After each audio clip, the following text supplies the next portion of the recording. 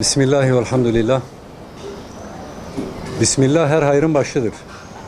Biz de işlerimize besmele ile başlıyoruz. Öncelikle hepiniz hoş geldiniz, safa geldiniz. Allah sizden razı olsun. Ben sözlerime başlamadan önce Genel Başkanımızın selam ve hürmetlerini de ileterek başlamak istiyorum. Günümüz hayırlı olsun, toplantımız hayırlara vesile olsun. Genel Başkanımız da genel merkez olarak partimiz de Bingöl'e ayrı bir ehemmiyet veriyor. Daha önce de sizinle çeşitli vesilelerle bir araya gelme fırsatı bulduk. Elhamdülillah güzel oldu. İnşallah bu sefer de hayırlara vesile olur. Memleketimiz için, Bingöl'ümüz için, hemşerilerimiz için, insanımız için hayırlı adımların atılmasına vesile olur. Hep söyledim, yine söylüyorum. Bizim derdimiz üzüm yemektir. Bizim kimsenin şahsıyla ve aidiyeti olduğu siyasi partisiyle herhangi bir kişisel sorunumuz yok. İstiyoruz ki memleketimiz, Bingöl'ümüz başta olmak üzere ülkemiz maddi manevi açıdan kalkınsın, daha iyi yerlere gelsin, insanımız rahat etsin. Şimdi değerli arkadaşlar, çok zamanınızı almadan hem genel meselelere dair hem de Bingöl özeline dair bazı şeyleri ben sizinle paylaşmak istiyorum. Bingöl ağırlıklı bir toplantı olmasını özellikle arzuluyorum. Bunun için de hazırlığımızı yaptık. Malumunuz geçen 2024 yerel seçimlerinden bu yana bendeniz, bu kardeşiniz sık sık Bingöl'e gelip gidiyor. Neredeyse ilk dönemler ayda bir sefer, son dönemlerde bunu 2'ye çıkardık. Hemen hemen ayın 15 günü buralardayız. Gerek merkezde, gerek köylerimizde, gerek ilçelerimizde, bütün kırsal kesimlerde hem ben hem arkadaşlarım, il ve ilçe teşkilatlarımız yoğun bir çalışma yürütüyoruz. Seçim olsun veya olmasın. Biz elhamdülillah başından beri hep şunu söyledik. Biz seçimden seçime çalışan bir parti değiliz. Bunu herhalde en iyi sizler bilirsiniz, Bingöllü hemşerilerimiz bilir. Evet, herkesin kendine göre bir tarzı olabilir. Başka siyasi partiler seçimlere az bir süre kala meydana inerler, çalışırlar. O onların tercihi. Fakat bize göre, bizim siyasi anlayışımıza göre memleketimizin sorunları sadece seçim dönemlerinde ortaya çıkmıyor. Dolayısıyla bizim elimizde yetki olsun veya olmasın, makamda bulunalım ya da bulunmayalım, İnsanımızın sorunları var, problemleri var. Siyaset de bunun için vardır.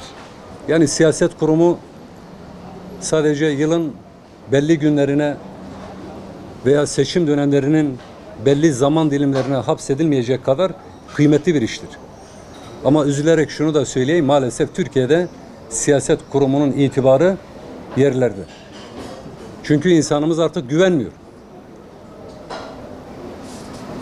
Her gelen bir şey vaat etmiş, bir şey söylemiş ama teoriyle pratik maalesef birbirini çok tutmamış. Dediğim gibi biz kendi zaviyemizden meselelere bakıyoruz. Tabii bunu söylerken de, bunu yaparken de insanımızın, hemşerilerimizin, vatandaşlarımızın taleplerini olabildiğince en yalın, en sade, en anlaşılır şekilde bunu ilgili yerlerde ifade etmeye gayret ediyoruz. Şimdi bendeniz, kardeşiniz, genel başkan yardımcısı ve parti sözcüsü olmamız hasebiyle tabii ki ülke geneliyle, memleket meselelerinin tamamıyla çok yakından ilgileniyoruz. Gerek ekonomi politikaları, gerek sosyal politikalar, gerek eğitim politikaları, gerek sağlık hizmetleri, sosyal hizmetler, dış politika, ülkemizin karşı karşıya bulunduğu iç ve dış meselelerle ilgili biz rutin olarak haftada en az 3-4 sefer ya genel başkanımız, ya milletvekillerimiz, ya parti sözcülerimiz aracılığıyla düşüncelerimizi kamuoyuyla paylaşıyoruz. 2023'ten beri de elhamdülillah mecliste temsil ediliyoruz. Halihazırda 4 milletvekilimiz var. 2023'ten şu ana kadar aşağı yukarı 3 yıl bitti. Bu 3 yıllık süre zarfında ne yaptık? Ben birkaç cümleyle onu ifade etmek istiyorum. Öncelikle bizim bu meclisteki varlığımız memleketin konuşulmayan konularının, sümen altı edilen meselelerinin, gündemden ıskalanan veya saklanan konularının en güçlü şekilde, en gür sedayla meclise taşınmasına vesile olduk elhamdülillah. Şu ana kadar 15 tane kanun teklifi verdik. 15 kanun teklifi. Bunlar tabii çeşitli konularla ilgili. En çok gündemde olan meselelerden birisi Gazze meselesi. Bununla ilgili malumunuz bir kanun teklifi vermiştik. Ama maalesef onu genel kurulun gündemine getiremedik.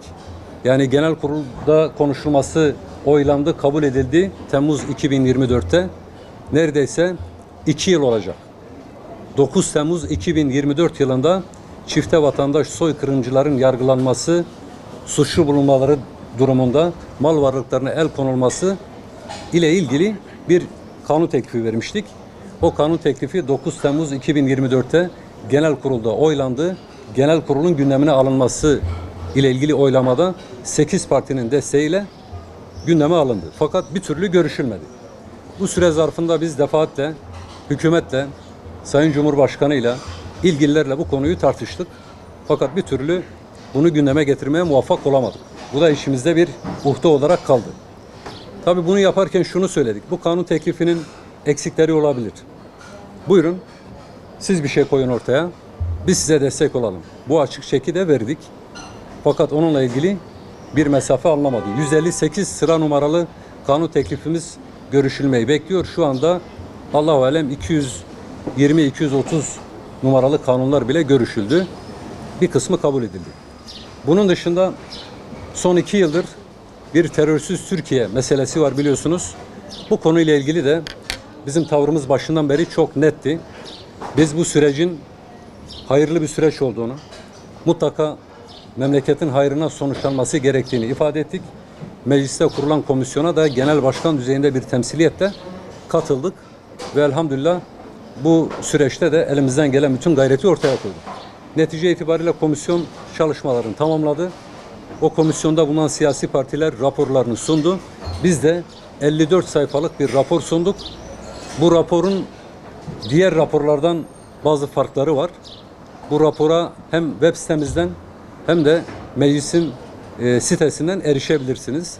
Aynı zamanda biz matbu hale getirdik. Onu da teşkilatlara gönderdik. Belki elinize ulaşmamıştır ama dijital olarak bizim web sitemizde bunu bulabilirsiniz.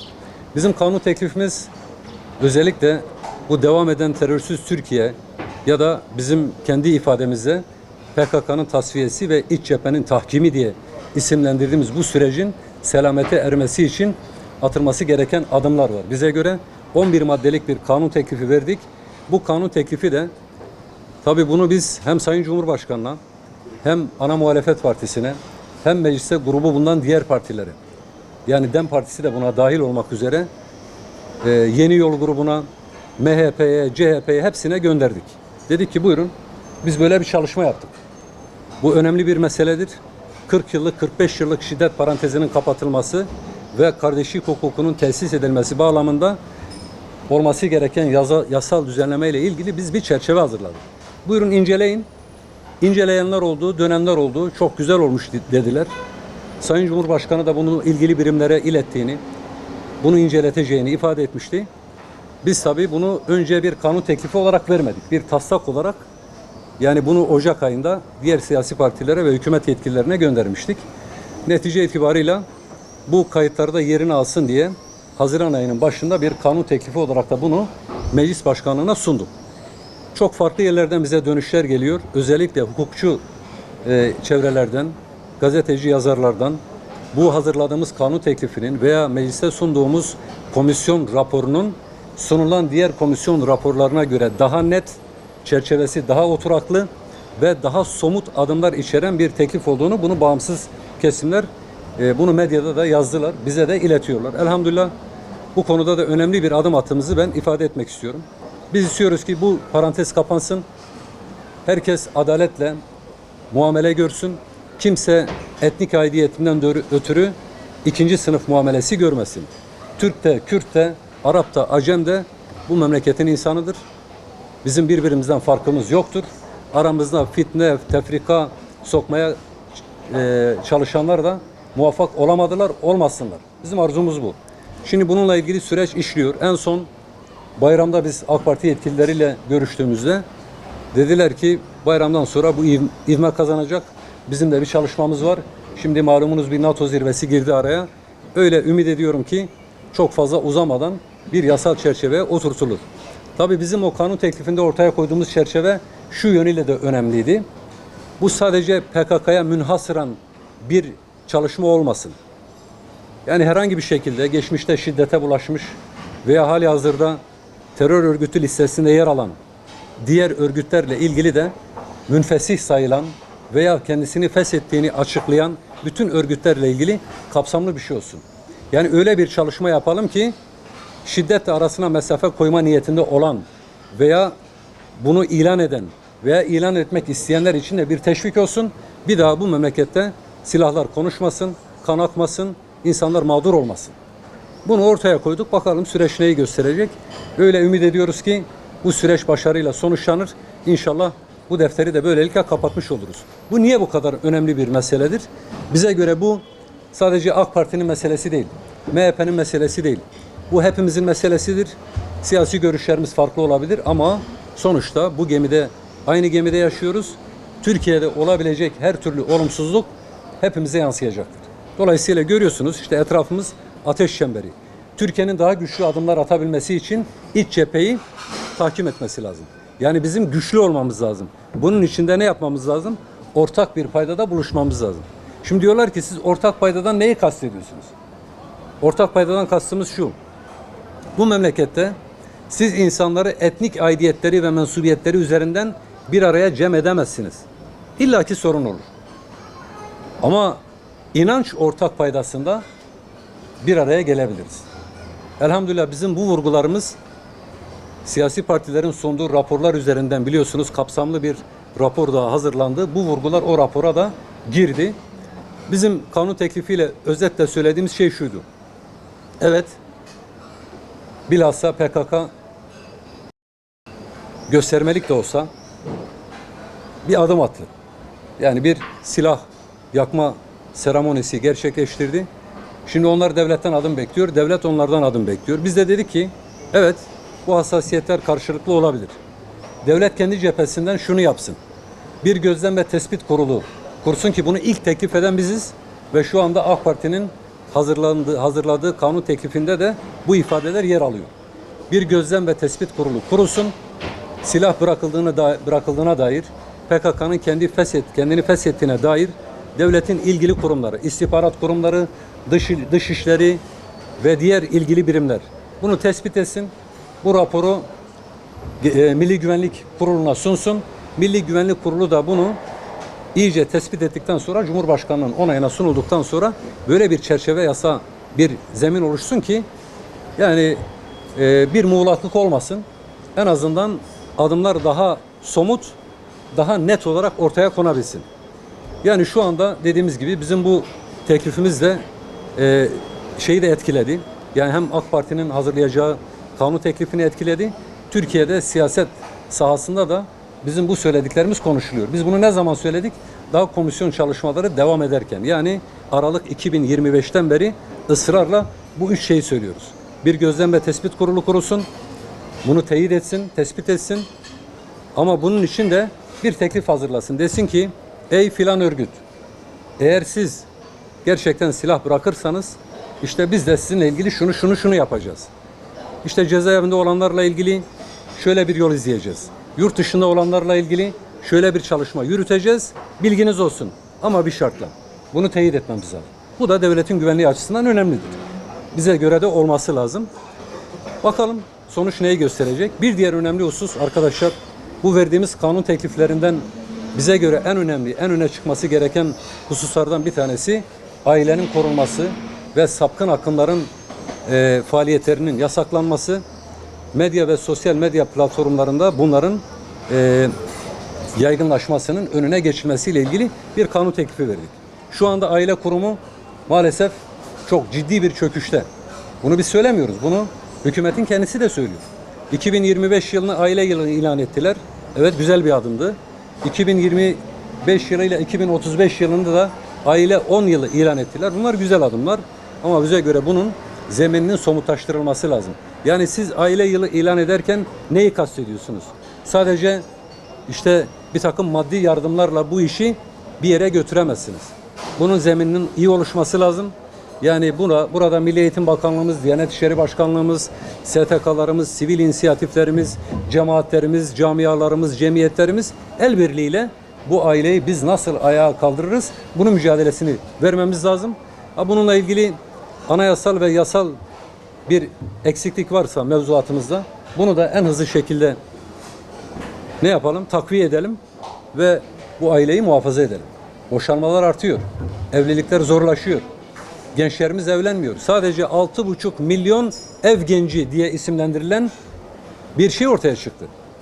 Yani yaşları 30'un üstünde üniversite mezunu evlenmiyor, çalışmıyor, baba parasıyla geçinmeye çalışıyor. Böyle bir dünya olabilir mi?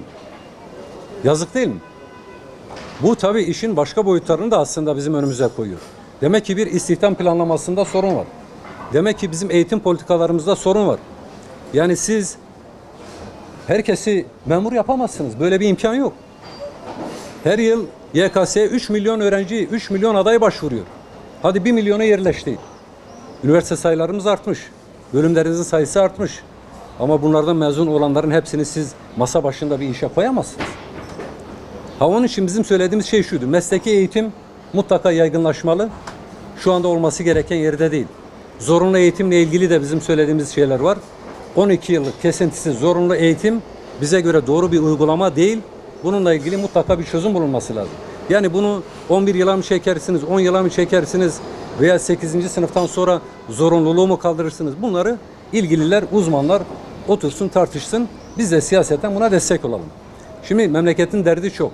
Bu aile meselesini önemsiyoruz. Bir diğer önemli konu da uyuşturucu madde bağımlılığı. Sadece madde bağımlılığı değil, dijital bağımlılık, sanal kumar ve bahis gibi maalesef gençlerimizi, milyonlarca insanımızı direkt veya endirekt etkileyen çok ciddi bir sosyal problemle karşı karşıyayız. Bununla ilgili de 2 tane kanun teklifi verdik. Tabii bu tekliflerin amacı sadece insanları cezalandırmak için mevzuatı iyileştirmek değil. Uyuşturucuyla mücadele anayasada, mevcut anayasada da devletin görevlerinden birisidir. Vatandaşını bağımlılığa karşı korumak zorundadır. Fakat bizim yasalarımız maalesef çok sağlam bir zemine oturmadığı için cezalar caydırıcı değil. Dolayısıyla hem bunların iyileştirilmesi bağlamında hem de özetle şunu söyleyeyim. Bağımlılıkla mücadele sadece polisiye tedbirlerle olmaz. Yani siz polisle, askerle, savcıyla sokaktaki torbacıları toplayıp cezaevine atmakla bu işi çözemezsiniz. Bir maneviyat eğitimi lazım. Başka? Mesela bu işe bulaşanların tedavisiyle ilgili şu anda kanunen bir zorunluluk yok. Bağımlı ben tedavi olmak istemiyorum derse olmaz. Biz şimdi diyoruz ki bu onun inisiyatifine bırakılmasın. Bağımlıysa devlet bunu zorunlu tedaviye alsın. İyileştirmek için gayret göstersin. Bunun dışında yine kamu görevlilerinden bu işe bulaşanlarla ilgili ya devletin polisi, savcısı veya herhangi bir kurumunda çalışan resmi devlet görevlisi sahip olduğu makamı, konumu kullanmak suretiyle bu işin ticaretini yapar mı? Yapabilir mi? Yapıyor. Şimdi basına yansıyor. Bir bakıyorsunuz bir savcı şebekesini kurmuş. İçinde bekçi var, polis var. Genelleme yapıp hepsini itham etmiyorum ama böyleleri var. Biz dedik ki o zaman bununla ilgili de şöyle bir şey yapalım. Kamu gücünü kullanarak, kamu görevini, konumunu kullanarak bu işe bulaşanlarla ilgili cezalar da 2 katını artırılsın. Caydırıcı olsun. Bir diğer önemli husus bu alkol ve uyuşturucu madde etkisiyle işlenen suçlarla ilgili de ayrı bir kanun teklifi verdik. Orada da özetle şunu söylüyoruz. Şimdi mesela adam çok özür dilerim cinayet işliyor. Bir bakıyorsunuz mahkemede şöyle bir savunma yapmış. Ya ben alkollüydüm, alkolün etkisinde yaptım. Ve bizim kanunlarımızda da bu bir indirim sebebi olarak maalesef kayıtlara giriyor. Böyle bir şey olabilir mi? Sen kendi inisiyatifinle o sarhoşluk veren şeyi içmişsin, gitmişsin birinin canına kıymışsın, malına zarar vermişsin. Oh, ne ala memleket. Böyle bir şey olabilir mi? Biz de dedik ki bu alkol ve uyuşturucu etkisiyle işlenen suçlarda eğer alkolü ve uyuşturucu etkisinde bunu yapmışsa, bu ilgili birimler tarafından tespit edildiğinde bu onun cezasının arttırmaya bir şey olarak, bir sebep olarak ortaya konsun. Buna benzer çalışmalar var. Yine gündemde bir öğrenci affı var. Uzun süredir beklenen bir şey. Bununla ilgili de bizim bir teklifimiz var. Hükümetin de bu konuda bir adım atacağı konuşuluyor. Biz şunu söylüyoruz. Atılacak bütün adımlar mutlaka adalet ve hakkaniyet ölçüsüne göre olmalıdır. Hiçbir insanımız mağdur olmasın. Özellikle kendi isteğiyle yüksek öğretimden veya lisans üstü eğitimde bir şekilde farklı sebeplerden ötürü ilişiği kesilen veya kendi isteğiyle oradan ayrılan bütün öğrencilerimize eğer talep var zaten bir şans daha tanınsın. Bu insanlarımızın eğitimleri yarıda kalmasın. Bununla ilgili de bir çalışma yapılsın. Olabilir, insani sebepler olabilir, maddi sebepler olabilir, manevi sebepler olabilir. Eğitimine devam edemeyen, bu sebeplerden ötürü eğitimini tamamlayamayan genç kardeşlerimiz var. Onların da emeklerini zayi etmeyelim. Bu düzenlemeyi de geçirelim. İnsanımız rahat etsin. Ayrıca bu dini değerlerle ilgili dini şahıslara ve değerlere yönelik maalesef böyle tam bir yani kelime bulamıyorum. Gerçekten böyle bir şey olamaz yani. Adam çıkıp Allah'ın kelamıyla, peygamberimizle veya Şeyh Said Efendi gibi, Üstad Bediüzzaman gibi bizim çok değer verdiğimiz isimlerle ilgili onların hatırasına hakaret edebilecek kadar cüretkar olabiliyor. Biz diyoruz ki buna müsaade edilmemeli. Dini değerler ve dini şahsiyetler, onların hatıraları mutlaka korunmalıdır. Bununla ilgili de bir çalışma yaptık. Fakat maalesef Türkiye'de bazı şeyler istenilen aşamaya bir türlü gelmiyor. Mesela 5816 ile ilgili sürecin nasıl işletildiğine bakınız.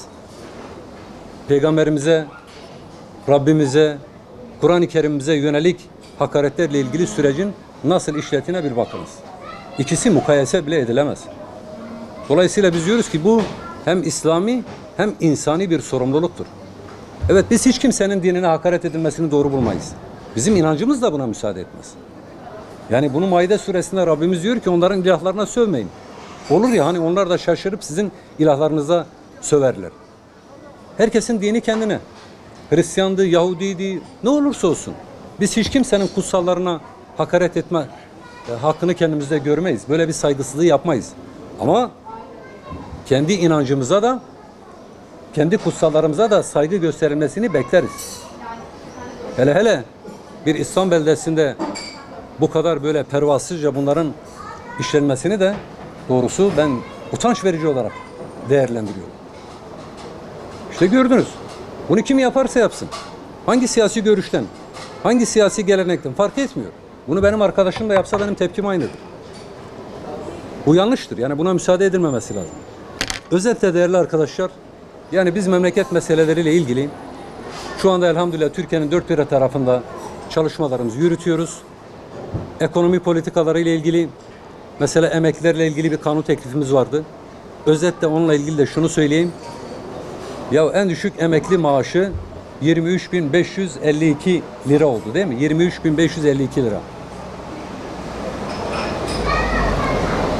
Devletin kurumunun TÜİK'in açıkladığı açlık sınırı 35.000 bandında. 35.000.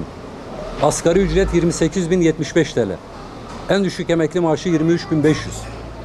Burada bir çelişki yok mu? Hangisine inanalım? Hangisi makul? Biz şunu söyledik. En düşük emekli maaşı en az asgari ücret seviyesine çıkarılmalı.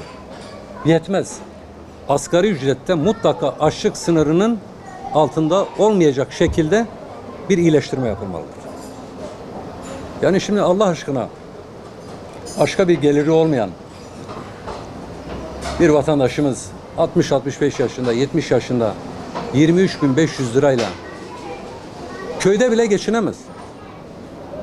Bingöl'de 10 bin liradan aşağı kiralık ev var mı? 10 bin, belki ben çok düşük de söyledim. 20 bin, 25 bin, 30 bin, 40 bin bandında Bingöl için söylüyorum. Bingöl piyasasında 40 bin liraya, 50 bin liraya kiralık evler var.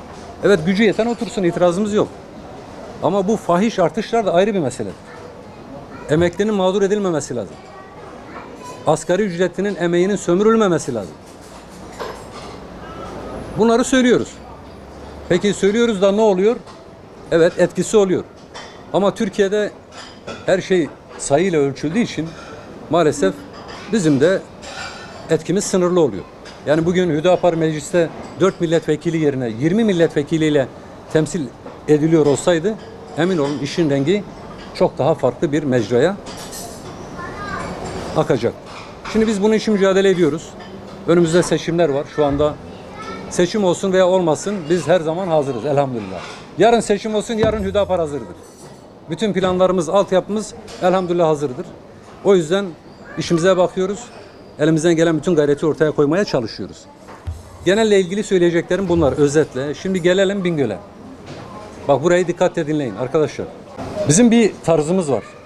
Biz bazı şeyleri böyle çıkıp her şeyi basının önünde konuşmuyoruz sadece. Muhataplarımızın yüzüne söyleyemeyeceğimizi arkasında da söylemedik. Bundan sonra da söylemeyiz. Sayın Valimizle, Sayın Belediye Başkanımızla, buradaki ilgili kurum amirleriyle, hepsiyle hemen hemen görüşüyoruz. Bazen ben kendim görüşüyorum. Bazen il başkanımız, il yönetimimizden arkadaşlar görüşüyorlar. Yani burada bütün kurumlarla ilgili elhamdülillah bizim iletişim kanallarımız açık, diyaloglarımız var. Ve bir farkımız daha var. Biz üzüm yemek derdindeyiz. Bu memleketin sorunlarını vatandaş bize ilettiğinde hemen o basın toplanın size bir şey anlatalım demiyoruz. İlgili sorunları tespit ediyoruz. Kendi çözüm önerilerimizi de altına ekleyerek dosyalayıp önlerine koyuyoruz. Gidip sorabilirsiniz. Belediye başkanımıza da, sayın valimize de, ilgili buradaki il özel idaresine de sorabilirsiniz. Bunu yaptık, yapıyoruz. Bundan sonra da yapacağız. Çünkü yetki makamında onlar var. Eğer gerçekten hakkaniyetli baksalar bizim onlara yardımcı olduğumuzu da görürler. İnşallah görüyorlardır. Dikkate aldıkları taraflar var. Fakat ötelenen, ertelenen işler var. Zaman zaman da sizin gibi değerli kardeşlerimizle de bunları paylaşıyoruz ki vatandaşımız da duysun. Ben hiçbir zaman ölçüyü kaçırmadım. Elhamdülillah. Bak, 2 yıldır aşağı yukarı sık sık buradayım. Sizinle de birkaç sefer toplandık. Ya burada ya da dışarıda. Hiçbir şahsa hedef almadım. Ağzımdan tek bir hakaret cümlesi çıkmadı. Millet bizim aleyhimize konuşmasına rağmen biz onların seviyesine inmedik.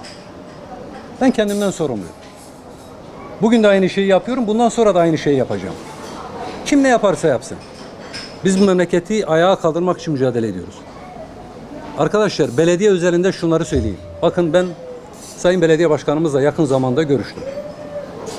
Yüz yüze uzun uzun da oturduk. Fakat şimdi yerel seçimin üzerinden 2 yılı aşkın bir süre geçti. Değil mi? 31 Mart 2024 nere? Bugün 8 Temmuz. 8 Temmuz 2026 nere? Eğer seçimler normal zamanında yapılsa 2019'da yerel seçimler için söylüyorum. Neredeyse sürenin yarısı bitti.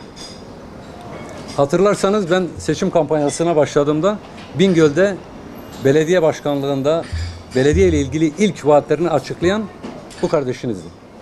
12 proje açıkladım.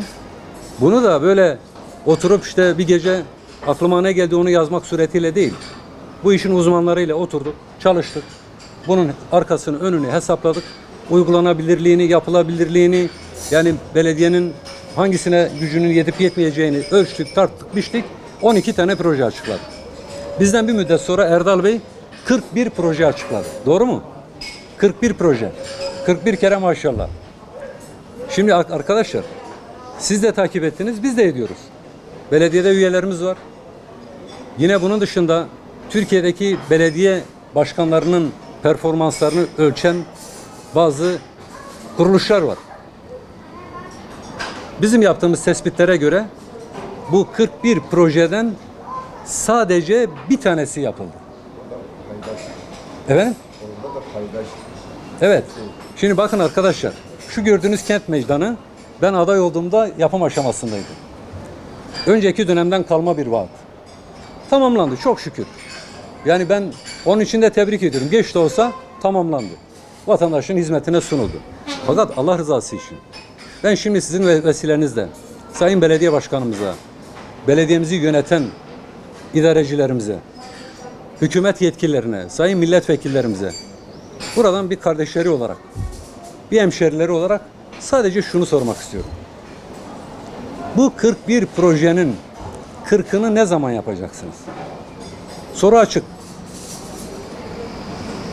Ondan önce şunu sorayım. Bunları yapmayı düşünüyor musunuz? 2 yılınız bitti.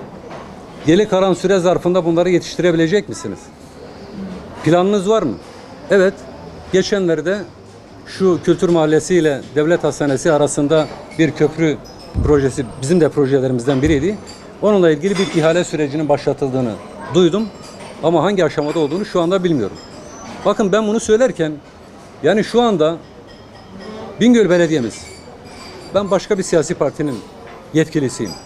Ama halkımız bu kardeşlerimizi seçmiş, isterim ki hizmet yapsınlar. Bunu ben belediye başkanımıza da söyledim. Sizin hizmet yapmanızdan biz rahatsız olmayız. Bilakis seviniriz. Ama Allah rızası için halkın size verdiği bu yetkiyi kullanırken iyi hesaplayın. Vatandaşı mağdur etmeyin. 41 projeden bir tane yapmışsınız. O da önceki dönemden kalma. Bir de bir mesire alanı ile ilgili bir iyileştirme oldu. Neydi? Şeyh Ahmet Parkı ile ilgili bir iyileştirme olmuş. Onun dışında bir şey yok. Arkadaşlar ben hatırlarsanız burada aday olduğumda hemen hemen her basın toplantımızda, her halk buluşmasında şunu söyledim. Belediye denilince bizim aklımıza 3 temel hizmet geliyor. 1. Su. 2. Temizlik. 3. Ulaşım. Doğru mu? Şimdi bunlardan hangisiyle ilgili hiçbir sıkıntı yoktur diyebilir miyiz? Geçen sene su ile ilgili millet perişan oldu. Ben kendim de bizzat ilgilendim. Konuyu meclise kadar taşıdık. Burada Bahçe'den su getiriliyordu. Oraya kadar da gittik. Çalışmaları takip ettik. Hareketlendirdik, teşvik ettik. Velhasıl bir bağlantı yapıldı. Fakat şu anda arkadaşlar o Bahçe'den şebekeye bağlanan su ile ilgili mutlaka biliyorsunuz da ben bir kez daha söyleyeyim. Şu anda Devlet Su İşleri oraya bir arıtma tesisi kuracaktı. Gelen su arıtılıp şebekeye öyle bağlanacaktı. Bununla ilgili bir işlem yapılmamış. Su olduğu gibi şebekeye bağlandı ve aktarılıyor. Şu anda bu sene yağış bol. Herhangi bir sıkıntı görünmüyor. İnşallah da görünmez. Ama havalar biraz daha ısındığında, sulama işleri biraz daha arttığında yani böyle bir ihtimal umarım olmaz. Biz bir daha böyle bir su kesintisi gibi bir sorunla karşılaşmayız. Fakat vatandaş bize şunu söylüyor. Ben mahalle mahalle, köy köy geziyorum. Diyorlar ki suyumuzu biz musluktan su içemiyoruz. Bingöl gibi bir yerde musluktan su içemiyoruz. Bana göre yakışmıyor. Bunu da bu vesileyle ifade etmiş olayım. Şimdi temizlikle ilgili inanın birçok yerden yani sokakta vatandaş böyle karşılaştığımızda diyorlar ki ya bizim çöplerimiz toplanmıyor. Ben de şunu soruyorum. Arkadaşlar Sayın Belediye Başkanımız da inşallah bizi duyar. Şimdi siz 2024 seçimlerinden sonra belediyede istihdam edilmek üzere kaç kişi aldınız? Ben biliyorum da onlar cevaplasın. Kaç kişi aldınız? Bu bir. Aldığınız, istihdam ettiğiniz bu hemşerilerimiz hangi alanlarda, hangi birimlerde çalışıyor? Lütfen çıkın bunu kamuoyuna açıklayın. Eğer istihdam yapılmışsa niçin çöp toplanmıyor? Niçin temizlik yapılmıyor? Yoksa diğer alanlarda fazla bir yoğunluk ve meşguliyet var da biz mi görmüyoruz? Temizlik işlerine bu hizmete ayırabilecek bir personeliniz yok mu? Ben bu soruyu buradan sormuş olayım. Vatandaş şeffaflık istiyor. Vatandaş adaletle muamele görmek istiyor. Bizim insanımız bunu hak etmiyor mu? Allah rızası için. Merkez. Yani merkezde ve bazı kırsal mahallelerde çöplerin alınmadığına dair bilgiler var. Yok, merkez için söylüyorum. Merkezi söylüyorum. Şimdi kırsalla ilgili de bazı şeyler söyleyeceğim ama şunu söyleyeyim arkadaşlar. Bak ben gözümle görmedim. Kesin bilgi sahibi olmadığım hiçbir cümle kurmam. Allah'tan korkar. Böyle sıkıntılarımız var. Biz diyoruz ki yani şu anda mesela Türkiye'de bazı belediyeler gerçekten bu işi güzel yapıyor. Niye bizim Bingöl'ümüzde olmasın? Biz vatandaş adına bunu soruyoruz. Ulaşım meselesine gelince hala belediyeye ait bir ulaşım filosu yok. Çok konuşuldu. Seçim döneminde de konuşuldu. Fakat bir adım atılmadı. Şimdi vatandaş havalar ısındı. Araçlar tıka basa dolu. Bazılarına klima çalışmıyor. Bazılarında ek seferler konulmadığı için yoğunluk var. Yani bu insanları çok af buyurun böyle sürü gibi üst üste yığamazsınız. Böyle bir hizmet olmaz. Geçenlerde ben buraya geldiğimde engelli kardeşlerimizin burada dernekleri var. Bizi davet ettiler. Bir araya geldik, oturduk. Yine burada oturduk. Bize taleplerini ilettiler. Mesela en sıkıntı yaşadıkları konulardan bir tanesi de bu şehir içi ulaşımla ilgili konuydu. Onu da biz mecliste dile getirdik. Burada belediyeye de bu konuyu ilettik. Hala bir çözüm maalesef bulunmadı. Şimdi bu engelli kardeşlerimiz diyorlar ki kardeşim bu devletin bize verdiği bir haktır. Şimdi arkadaşımızın süresiz raporu var. Süresiz. Şimdi sen bu vatandaşa diyorsun ki kardeşim git rapor al. Neye göre? Süresiz var zaten. Neye göre alsın bu adam? Hangi mevzuata göre? Hangi kanuna göre? Bu yok. Şimdi belediye işi kooperatife, kooperatif yükü belediyenin üstüne yığıyor. Biz de diyoruz ki kendi aranızda anlaşın kardeşim. Vatandaşı mağdur etmeyin. Yani engelli insanlarımız, bireylerimiz, bu kardeşlerimiz yani zaten hayatın doğal akışı içerisinde zorluklar yaşıyorlar. Bingöl genelinde farklı engelli gruplarında yaklaşık 30.000 kardeşimiz var. Genç, yaşlı, kadın, erkek, çocuk, görme engelli, işitme engelli, zihinsel engelli, fiziksel engelli 30.000. Bu rakamı da bu derneklerimiz bize iletiyor. 30.000 insan. Şimdi bu insanlar kendi istekleriyle mi engelli oldular? Allah korusun şu anda hangi birimizin bir engelli olmayacağına dair bir garantisi var? İnsani bir muamele istiyor bu insanlar. Belediye ne için vardır? Vatandaşa hizmet etmek için. Özellikle sosyal belediyecilik diyorsak mutlaka bununla ilgili bir çalışma yürütülmesi lazım. Bunu da ben özellikle ifade etmiş olayım. Evet. Ne olabilir? Bu şehir içi ulaşımla ilgili mevsim şartlarına göre yani aşırı sıcaklarda mutlaka klimalar çalıştırılmalı. Bunların denetimleri sıkı yapılmalı. İhtiyaca göre ek seferler konulabilmeli. Bunun bir düzeni olmalı, bir denetimi olmalı. Vatandaşın ihtiyacı varsa bunun gereğini yapalım. Bir de değerli arkadaşlar ben dün şu yeraltı çarşısı esnafını gezdim. Dün ya da önceki gündü. Önceki gün orayı bilmeyen yok yeraltı çarşısının. Ulu Cami'nin hemen yanı. Bir de yanında biliyorsunuz yeni bir iş merkezi yapıldı.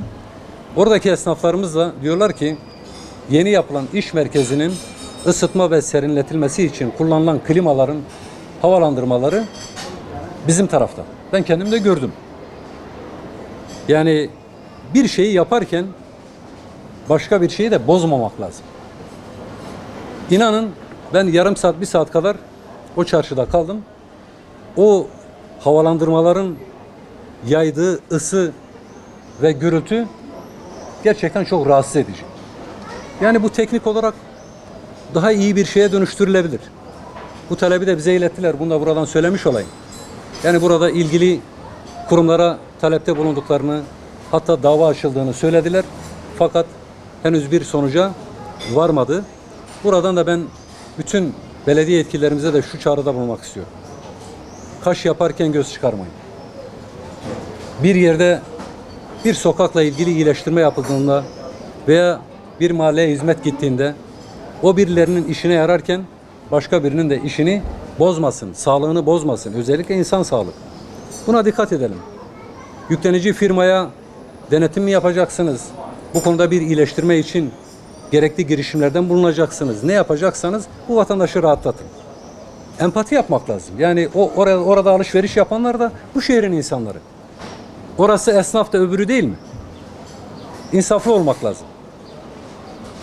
Yine değerli arkadaşlar, bu ilçe ve köy garajları ile ilgili maalesef o da kronik sorunlarımızdan birisidir. Bununla ilgili de bir adım atılamadı. Önce aşağı çarşıda bir yer yapıldı. Eski garaj satıldı. Oraya nakledilecekti. Olmadı. Buraya geçici bir şey koydular. Vatandaş hala bu ızdırabı çekiyor. Yazıktır. Şimdi bir çalışma olduğunu söylüyorlar. Biz de diyoruz ki ne yapacaksanız hızlandırın. Allah rızası. Neyi bekliyorsunuz? Seçimin gelmesini mi bekleyeceksiniz? Seçim geldiğinde zamanınız kalmaz. Yetiştiremezsiniz. Şimdiden başlayın. Bari zamanınız varken bu işleri yapın. Ben gerçekten Bingöl adına çok üzülüyorum. Emin olun. Bak, yani herhangi bir siyasi kimliğim olmasa bile. Buranın insanı olarak. Yani Türkiye'nin birçok şehrini gezmiş, dolaşmış, bulunmuş. Avrupa'nın birçok ülkesinde bulunmuş bir kardeşiniz olarak. Bir de bu kadar, ben geçen de söyledim. Yani bu kadar güçlü hükümet desteğine rağmen, bu kadar güçlü iktidar desteğine rağmen hala biz bu temel hizmetlerle ilgili de gerçekten kayda değer bir mesafe alamamışsak bu soruyu vatandaşımız da kendisine sorsun. Biz nerede yanlış yaptık? Soralım kendimize. Hepimiz soralım. Bunu sormak bize zarar vermez. Muhatabımıza da zarar vermez. Biz onların da iyiliğini istiyoruz. Yarın Allah'a hesap vereceksiniz. Diyelim ki bu dünyada yapmadınız. Bu millet sizi seçti, size oy verdi. Babanızın cebinden de yapmıyorsunuz, haşa.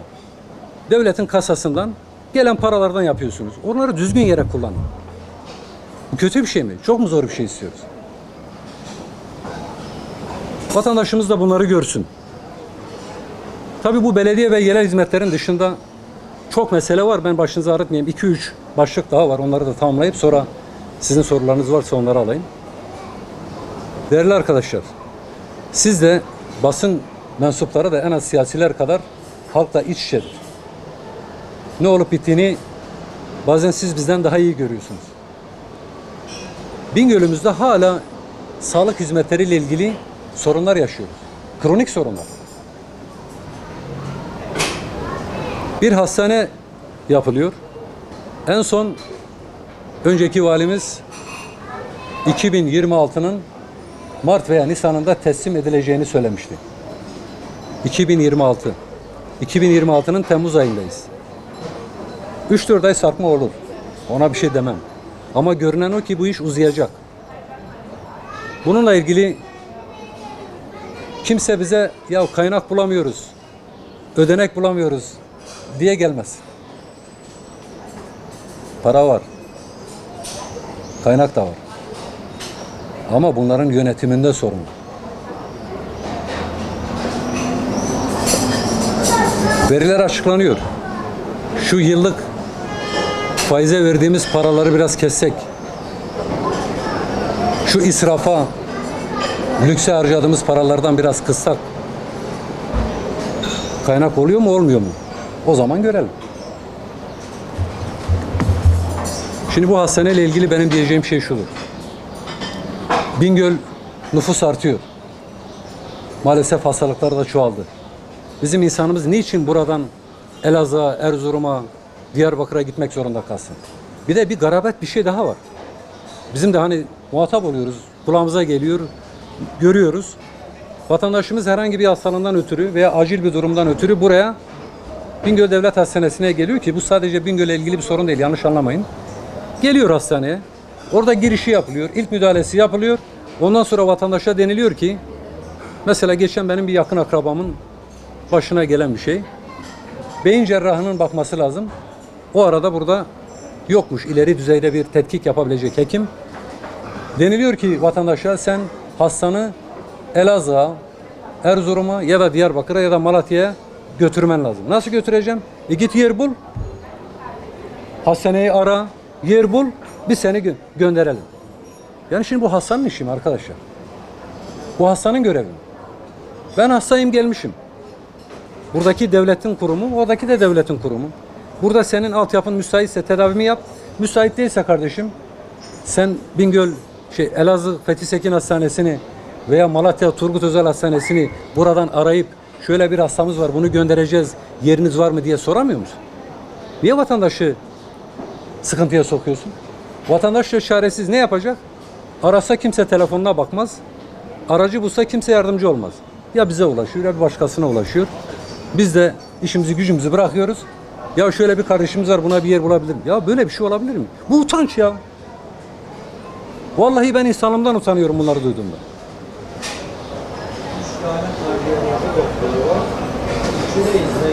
Şimdi bakın, biliyorum yani mesele şu. Bu zor bir şey değil. Buraya doktor istihdamı, şimdi yeni atamalar yapıldı. Gelsin başı üstüne.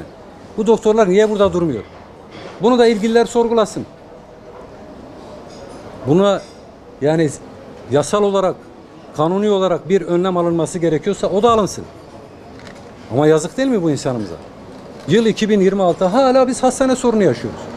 Bir diğer önemli husus, şimdi randevularla ilgili sorunlar var. Şimdi vatandaş bunu soruyor. Bingöl'de niye randevu bulunamıyor, ben size söyleyeyim. Bakın değerli arkadaşlar, işimizde sağlıkla uğraşan arkadaş var mı? Sağlık alanında çalışan. Şimdi hastaneler birinci, ikinci, üçüncü basamak hastanelerinin her birinin kapasitesi bir değil. Her birinin belli bir kotası var. Tamam. Bir ara ben başhekimimize sordum. Dedim ya vatandaş arıyor, randevu bulamıyor. Dedi ki başkanım bizim sınırımız belli. Şimdi rakam tam aklımda değil ama hani farazi söylemiş olayım. Mesela 200 kişilik bir kota var. Onun dışında sen o gün oraya randevu açamazsın. Şimdi senin kotan 200, ihtiyaç 500, ne olacak? O zaman sen bu hastanenin kapasitesini arttıracaksın. Gerekirse bunun basamağı ile ilgili yeni bir durum ortaya koyacaksın. Vatandaş çeksin. Vatandaş çekmek mecburiyetinde değil. Vatandaş vergisini veriyor. En temel hakkını bile kavgayla, dövüşle alıyorsa vay bizim halimize. Bir diğer önemli husus bu ilçelerimizle, kırsal kesimle ilgili. Geçenlerde biz Adaklı, Yayladere, o bölgeyi de ziyaret ettik. Yollarla ilgili gerçekten ciddi sorunlar var. Bir video çektim. Hatta böyle drone'la çektik ki herkes görsün. Bingöl basınında da çok geniş yer aldı. Ya bir il merkeziyle ilçeyi bağlayan yolda ya bu kadar sıkıntı olur mu? Tamam, mevsim şartları etkilemiş olabilir. Yağış yok, kar yok, yağmur yok şu anda. Hatta ben Ulaştırma Bakanlığımıza, Karayolları Genel Müdürlüğümüze, Bölge Müdürlüğümüze, Bingöl Şube buradakinin hepsine seslendim. Yani Allah rızası için. 2 kamyon gönderseniz, 2 kamyon o yolun en azından o arızalarını, kazalara sebebiyet verecek şeyden çıkarırsınız, insanlar mağdur olmaz. Bir adım yok. Adaklı'nın köy muhtarlarıyla bir araya geldik. Başka yerlerde de yine Solhan'da, Genç'te, merkezde, merkez köylerde çok sayıda görüşme yaptım. Şimdi tek tek bunları anlatmayayım. Vatandaş bize şunu söylüyor. Birçok yerde hala bazı yerlerde içme suyu ile ilgili sorunlar var. Kanalizasyon ve altyapı ile ilgili sorunlar var. Köy yolları ile ilgili ciddi sorunlar var. Yine merkezde bazı yerlere doğalgaz verilmemiş. Yani merkeze bağlı köyler, yakın köyler. Bunlarla ilgili de bir iyileştirme yapılmasını talep ediyorlar. Vatandaşımızın sıkıntıları bitmez. İhtiyaçlar değişebilir. Devletin görevi de, devletin ilgili birimlerinin görevi de bunu takip etmektir.